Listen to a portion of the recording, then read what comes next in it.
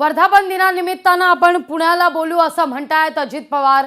अर्थात आज दोनही पवारांच्या राष्ट्रवादी काँग्रेसचे मेळावे पुण्यात होत आहेत आणि त्यातच शरद पवार यांच्या राष्ट्रवादी काँग्रेसची आणि अजित पवार यांच्या राष्ट्रवादी काँग्रेसची आगामी काळातली भूमिका ही स्पष्ट होणार आहे। पण त्यापूर्वी मात्र सुप्रिया सुळे यांनी ठेवलेल्या स्टेटसची राजकीय वर्तुळात चर्चा होतीये। आपली बाजू कितीही खरी असली तरी मात्र सहन करायचं असं सुप्रिया सुळे म्हणतायत।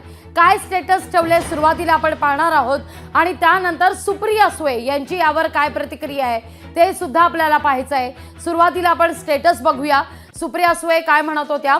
Mother know best, my parents seldom give me advice, आई told me something which I tell myself every day.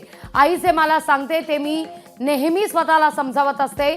सहन करायला शिक असं आई मला सांगते, असा व्हॉट्सअप स्टेटस सुप्रिया सुळे यांनी ठेवलेला आहे। इतकंच नाही तर पुढे त्या म्हणतात, सहन करायला शिक, आपल्या डोळ्यासमोर अन्याय होत असतो, आपण प्रयत्न करत राहायचे, त्यावर आपली बाजू कितीही खरी असली तरी अन्याय होत असतो, आपण काही करू शकत नाही।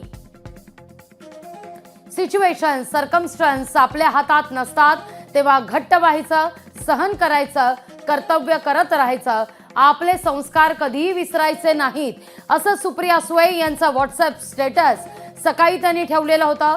त्यानंतर मात्र या स्टेटस नंतर राजकीय वर्तुळात चर्चा सुरू झालेली होती की दादांसोबत जाण्यास ताई फारशा अनुकूल दिसत नाहीत।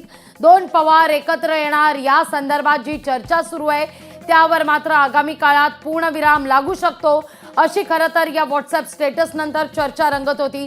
पण यावर आता सुप्रिया सुळे काय भाष्य करतायत तेही आपण पाहूया।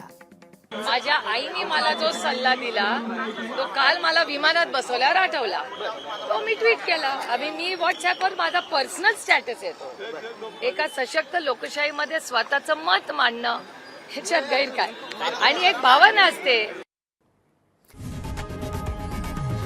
लोकशाही मराठी ऐका, पहा, जागरूक रहा।